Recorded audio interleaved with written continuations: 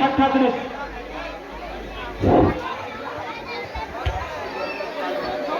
सही कलर में आज हमनियों के बारात जाए के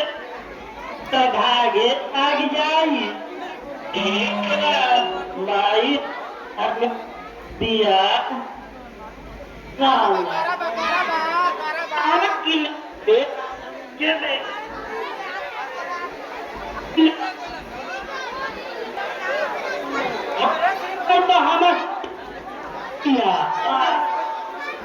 देख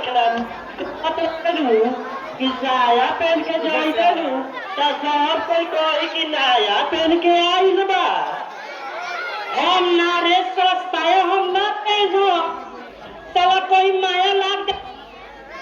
कमाई कहबे करो किया कि एगो अपनो खातिर ले ले आइयो काची रे काची आ सुन ना ए बेरा प्लान दारू ना पियाई हूँ ते बेर से बाते चित ना करे के आज ना पियाई तो ऐसे तो घर में भागे घरे चल चल चल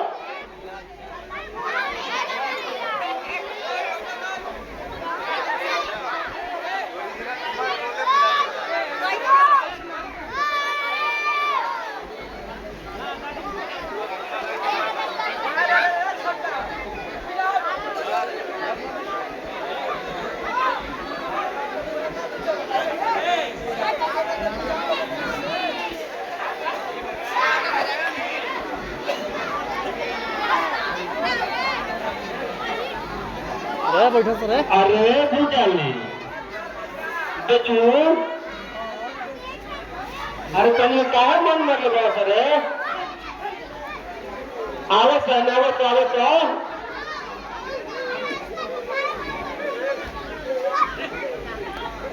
हेले आवत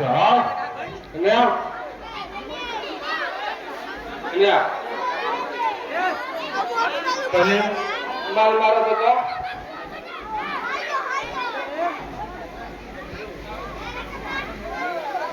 ये माल कैसन हो अरे जानते बड़े हम बरांडे में पीला कौन पीला लेकिन राम पीला आराम पियला हमने के कमे कम दे के रह जाला बाबू ना आओ आओ कोई चीज को ये बलराम भाई अरे बारात भक्ति लोग होके अरे हमनी के जब तक ले लाल करी आउलन करी दर्शन ना होला तो हमनी के मिजाज हरियर ना होला भाग बोलता तू दारू के बात कहता रहो अरे बलराम भैया के बड़ भाई घनश्याम भैया के बियाह कौनो आंधू पांडू के बियाह तू खाली मुंह खोलो तू कहो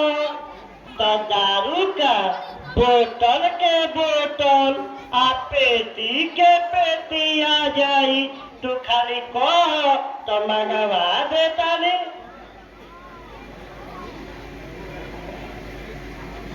देख हम दारू ले आते बाकी पी के कहीं ना कहीं दिन आते के चाहिए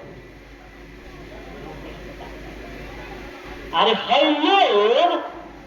हेलो ना देखी तो का कही इ तो खुदे पिया कर मारन तो अरे घर 5 मिनट के तो खेल बा आ झट से न ढारल जाई आ पट से न मिलावल जाई आ खट से न डालल जाई का हो बलराम भाई का विचार बा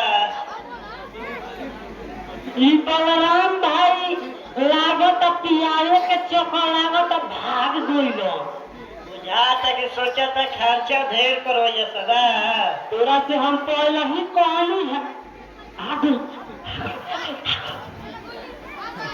ले आओ ए बलराम भाई ना तो है भुजनिया जिंदगी भर कहत रही कि घनश्याम भैया के बियाह में न धक धक रहे आ न चक चक रहे ठीक कहता रे बेचुआ ते बलराम भाई के ऐसा चाल चले कि चारों खाने चित हो गए। अब बलराम भाई हम बोतल ले आए तो मजबूर हो गए भागा भा तो मान गई ने जो बेटा भुआली हाय बेचुआ। अरे बेचुआ के तो मानो बकरियो नाम मिया आई बलराम कौन खेत के बुराई हरे नारा गा के पोरू मार के ये तो हमर मारल पानियो ना मांगी। ठीक कहता रे बेटा बेचो ते सही कहता रे। देखिए चेक करके पी है बूटो पर बानर फंसावेला। अरे बैठ के बनावे तो पियो का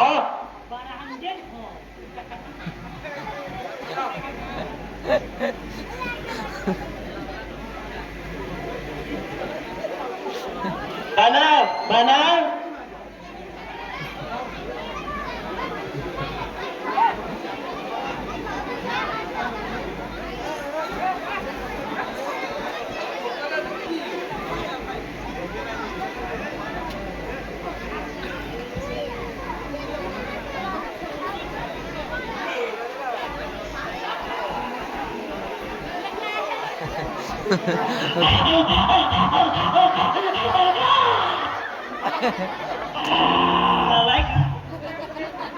ये कौन है वो? तो होने के गिलास पर गिलास लाल के काट रखा उस बार जब भैया इसको अरे कुछ ना बलराम तुझा ये से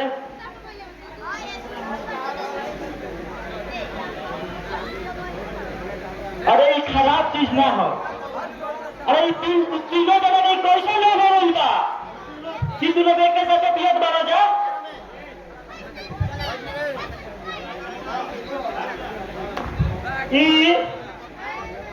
राम बूटी के का राम बूटी हो राम बूटी एक के जड़ी बूटी के शरबत कहल जाला। एक के पिया बनू तो हवाई जहाज लेखा हवा में उड़े लगबा। तब तो तरीका हमरो चाहिए। आज हम देखल चाहत बानी पिए के पियला से कैसे उड़े गेला। श्याम ज्यादा मत बोलो। अरे तुम्हारे पिए के चीज ना हो।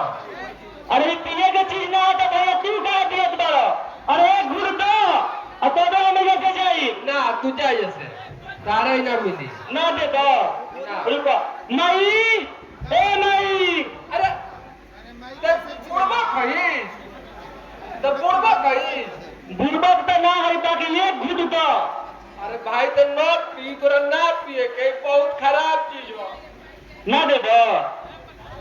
देबो तुनु मई ए मई ना देबो जा। देखो भैया तेरा से हम बार पूछता नहीं तू पियत बारो बाकी एक घूट हमारा के दो। आज हम टेस्ट करिए कि कैसे बताओ हम यहाँ से जाए। अरे एक पैक दे दो मेरे मर्दवा एक पैक दे दो तो ऐसे क्या हो जाई। अघरी जाके घरे को दी तो हई गांव समाज में हमनी के का इज्जत रही। जवनो चोरा के खाए वाला बानी जा आ पीला जा साला रोजी रोटी पया फटाल दी आय अपने तो डलबे करी साथे साथे हमनियों के डलवा दी।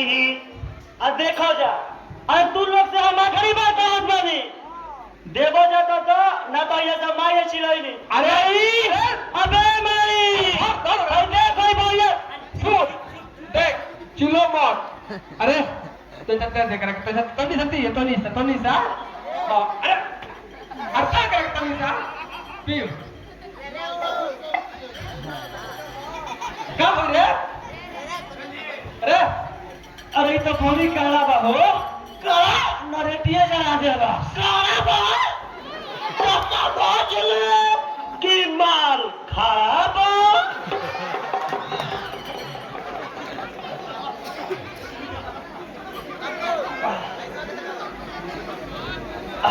कहाँ बोलिए अरे लागत बानू अब हमारा के उड़ाई लो अरे उड़ना तो अरे लो उड़ा गया का जे ये कॉलर मनर करता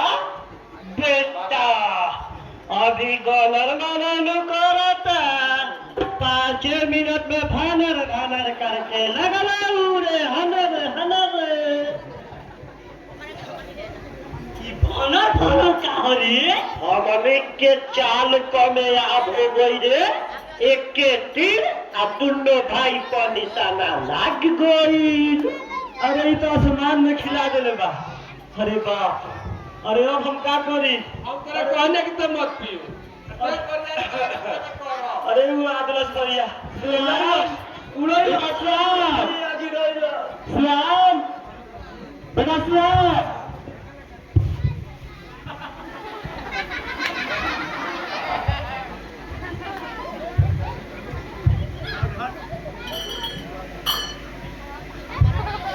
अरे तू लोग कपड़ा लड़के लोग पहले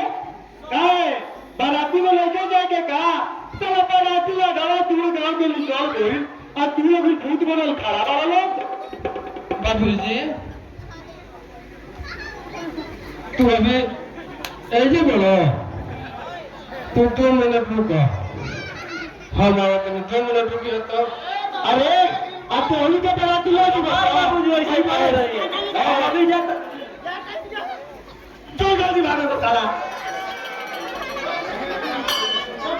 पहले बुझाते लोग कि आजकल के नौजवान के होता कोई था कि उन लोग के चिंता फिक्र घर गृहस्थी के बारे में कुछ सोचा ही के नहीं के सारा बोझ हमरा कपार को लाते ले बड़ो तो बात तो बोले बा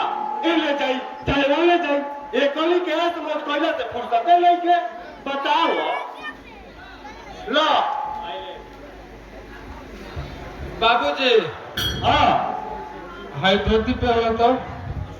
तुझे से बोल बाबू हमें गरम कर ना अरे रुक जा धोती अभी पहले बोल जरूरी बात कोली के क्या ना बता अरे बाबूजी हम मार धोती पहनी हो कहे से कि हम इनकर छोट बेटा हैं अरे छोट मोर तो कुछ नहीं कहते हम